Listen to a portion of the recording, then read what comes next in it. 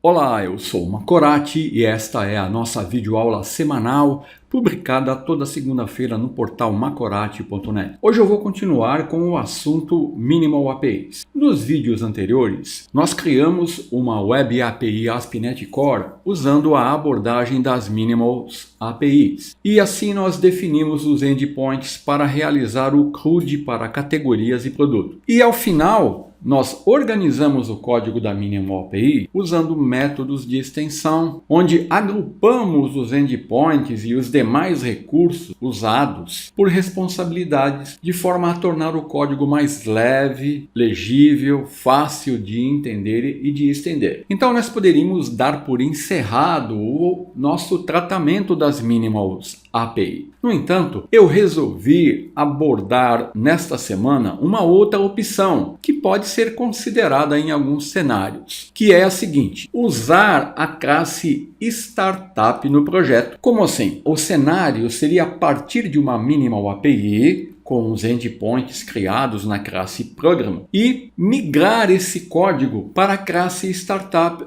no projeto. Então, nesse processo, nós poderemos entender melhor a relação entre o código usado para definir os endpoints na classe Program e os métodos utilizados na classe Startup. Então, eu vou começar mostrando as diferenças na inicialização das aplicações. Vou fazer uma comparação com a inicialização usadas nos projetos que usam a classe Startup em versões anteriores ao NET 6, seria do NET 5 para trás, com a inicialização utilizada nos projetos que não usam a classe Startup, que seria a partir do NET 6. Então, a inicialização nos projetos que usam a classe Startup, ou seja, os projetos do NET 5 para trás, nós vamos perceber que esses projetos usam as classes e interface dos namespaces Microsoft Extensions Hosting e Microsoft ASP.NET Core Hosting. O código padrão usado é esse aqui. Então, nesse código, o que nós percebemos? Nós percebemos o seguinte, olha, o método createDefaultBuilder da classe Host retorna um objeto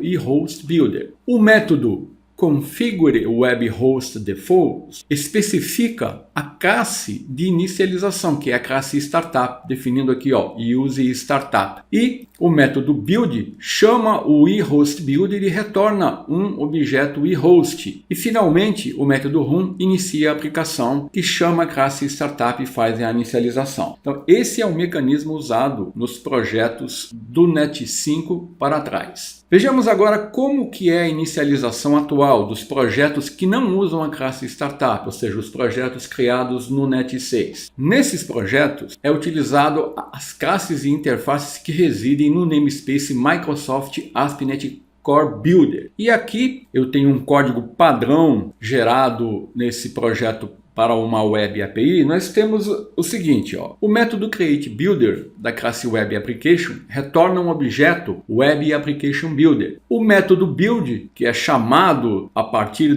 deste Web Application Builder, retorna um Web Application em app. E o método run é chamado em Web Application para iniciar o aplicativo. Então, nesses projetos, a inicialização ficou mais simples graças à classe Web Application, cujo objetivo é configurar de forma simples e objetiva uma aplicação web. Essa classe ela permite fazer quase tudo que nós precisamos para uma Web API, para criar uma Web API. Fazer a configuração de acesso, configurar o container de injeção de dependência, configurar o pipeline do aplicativo, registrando os componentes de middleware para iniciar o ouvinte HTTP. Então, o Web Application ela unifica os recursos das interfaces eApplication Builder, eHost e eEndpoint Host Builder. E junto com seus próprios recursos, ela tem acesso a todos os métodos de extensão integrados nessas interfaces. Então, com isso, nós temos uma inicialização simplificada. Então, essa é a abordagem dos projetos que não usam a classe Startup. Então, qual que vai ser o nosso objetivo? Eu vou partir da Minimal API que nós criamos e eu vou partir do código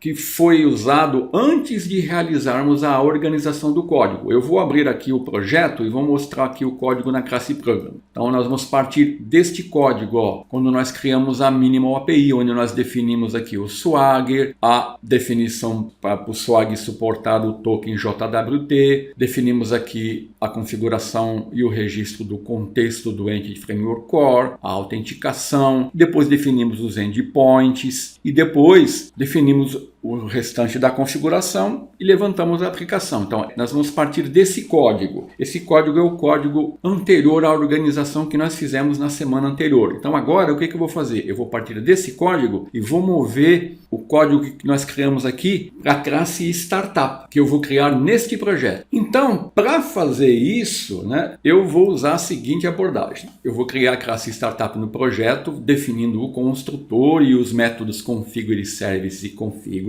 Depois eu vou mover o código da classe Program para os métodos da classe Startup. E depois eu vou ajustar o código da classe Program para fazer a inicialização da nossa aplicação usando a classe Startup. Então vamos recordar como é a estrutura da classe Startup. A classe Startup, ela define um construtor, o método configure service, onde eu estou injetando um myService collection, e um método configure, onde geralmente nós injetamos um eApplication Builder e um eWebHost Environment. E aqui nós vamos fazer os seguintes procedimentos. Nós vamos fazer a injeção da instância eConfiguration no construtor para poder ler as configurações definidas no nosso projeto. Depois eu vou mover o código da classe Program, que inclui serviços no container nativo, ou seja, todo o código que usa os métodos add para o método configure service. A seguir eu vou mover o código da classe Program, que é usado para configurar o request do pipeline HTTP, ou seja, aqueles métodos que utilizam use no método configure. E depois eu vou mover o código que foi usado para criar os endpoints, usando os métodos de extensão map,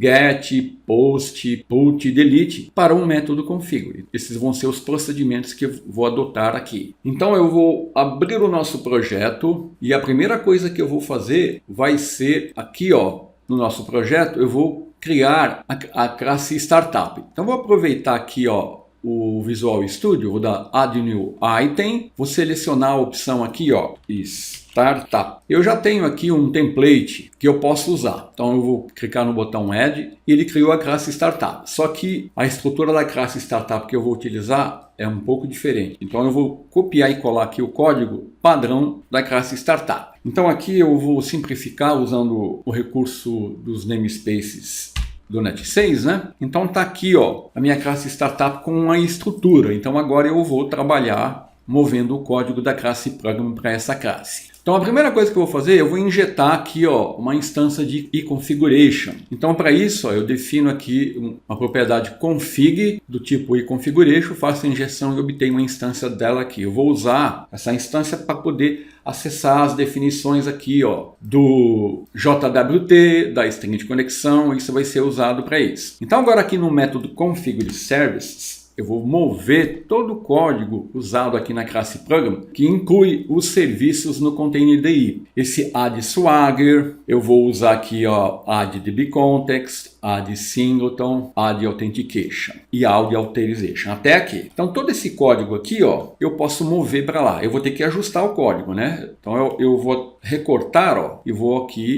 colar aquele código aqui. Naturalmente aqui, ó, eu não tenho uma instância de builder services, eu vou usar services, né? Então aqui, ó, em vez de builder service, eu uso uma instância de iService collection. Mesma coisa aqui, ó. Estou fazendo isso manualmente. Então agora eu vou acertar os recursos e referências que eu tenho que incluir aqui, né? Então aqui eu tenho que incluir a referência ao Swagger. Ó, aqui Builder Configuration, eu não tenho uma instância disso. Aqui eu vou usar o quê? Aqui eu vou usar o config, né? Então, ó, o meu contexto, a referência ao Framework Core, ao serviço, são referências que já existem no meu projeto que eu estou incluindo aqui, na classe Startup. Isso é necessário, né, para o código funcionar. Aqui, ó, é config, né? estou usando a instância de config para ler as configurações. Então, todo o código aqui que está usando o builder configuration, eu vou usar a instância do config que foi injetado ali. Finalmente, pronto. Ó, então, com isso, eu movi o código da classe program para o método configure services da classe startup, onde eu usei essa instância de config para ler as informações aqui das configurações do meu projeto. Então agora eu vou mover todo o código da classe program que faz o registro do pipeline HTTP. Então aqui tudo que vem depois de build. Então os endpoints eu vou deixar para o final. Vou até o final aqui dos endpoints, né? E eu tenho basicamente esse código aqui, ó. Vou recortar, vou colocá-lo aqui. Aqui naturalmente eu não tenho um app environment, eu vou usar env, né? Verifico aqui, ó, o ambiente usando a instância de Web Host Environment. Então aqui eu estou definindo swag, autenticação, autorização. Muito bem. Agora, se eu olhar aqui a minha classe program, você vai perceber que eu fiquei só com os endpoints aqui, ó. Eu estou usando uma instância de Web Application definindo os métodos de extensão mapPost, mapGet, para categorias e produtos, né? E para o login também. Está tudo definido aqui. E eu tenho que mover esse código aqui para esse método configure. Então aqui eu tenho que fazer algumas considerações, que vai ser o seguinte, ó. Eu tenho aqui a classe startup, tenho um método configure. Então, aqui, ó, esse parâmetro iApplicationBuilder do método configure, ele não possui acesso aos métodos mapGet, mapPost e mapPut. Esses métodos eles estão definidos na classe endpoint-host-builder stations do namespace ASP.NET Core Builder. Então, esse parâmetro aqui, ó, eu não consigo acessar mapGet e mapPost. Como é que eu faço para ter acesso a esses métodos? Para fazer isso, eu vou ter que fazer uma chamada para use endpoints, como eu estou mostrando aqui, ó. Vou usar uma instância de app use endpoints e nessa instância de app eu consigo acessar os métodos mapGet e mapPost. Só que para isso funcionar, eu preciso usar o use routing, que vai identificar e associar o request ao endpoint. E o use endpoints aqui vai executar o endpoint que foi encontrado. Então, o use routing, ele dissocia a resolução da rota da execução do endpoint. Eu tenho aqui um processo feito em duas etapas. Eu primeiro identifico e associo e depois eu executo. Então, nós vamos fazer isso aqui no nosso projeto. Então, retornando ao nosso projeto, ó, eu vou colocar aqui primeiro o use routing, tenho que habilitar a autenticação e autorização, e agora, ó, eu vou usar o use endpoint, app, e aqui, ó, eu vou mover os mapGet, mapPost e mapPlit, ou seja, eu vou copiar todo esse código aqui, ó, onde nós definimos os endpoints e vou colar lá. Aqui, ó, endpoint de login, vou vir aqui até o último endpoint, copiar tudo isso aqui, ó. Já vou remover daqui, vou passar aqui para a classe startup e vou colá-lo aqui. Pronto. Aqui eu só tenho que incluir algumas referências, né? A user model, allow anonymous. Aqui builder configuration eu vou usar o config, que também, ó, são coisas que eu tenho que ajustar no código. Mas assim você começa a entender melhor como é que funciona e como você pode relacionar o código da classe program com os métodos usados na classe startup. Pronto, com isso eu movi todo o código da classe program para a minha classe startup, ó. Então a minha classe startup ficou assim, ó. Injetei iConfiguration no construtor, no método configure service defini aqui e incluí no container DI os serviços, ó, do contexto, autenticação, e aqui no método configure defini aqui o swagger, autenticação, autorização e os endpoints, ó. Vou recolher aqui para você ter uma visão de como que ficou o método configure. Está aqui, ó. Então vamos dar um build na solution, ver se tem algum erro. Ele vai ter alguns alertas, né?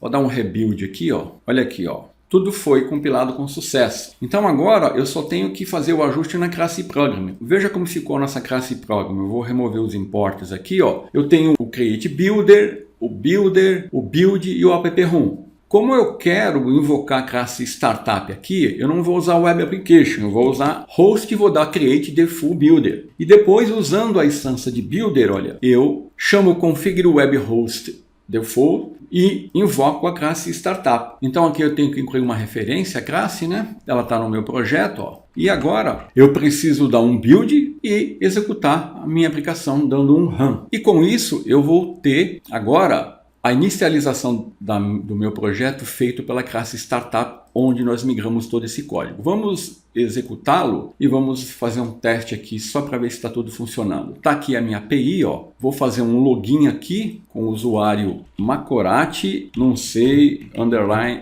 cerquilha 123, vamos executar. Olha aqui, ó, gerou o token. Vou entrar aqui no Swagger, definir bidder, copiar o token, colar o token que eu copiei, mandar autorizar, vou fechar aqui e vou acessar um endpoint aqui que eu sei que está protegido, né? Que é o categorias, ó, get categorias, retorna categorias. Agora vamos fazer o logout, fechar, e eu vou tentar agora executar novamente o get categorias. Olha aqui, ó, 401 não autorizado. Obtemos o 401 não autorizado e com isso nós vimos que a nossa migração está funcionando. Então essa é uma abordagem que pode surgir. Você pode precisar fazer essa migração usando a classe Startup. Então aqui eu mostrei uma das abordagens possíveis que você pode usar para fazer essa migração. Até a semana que vem.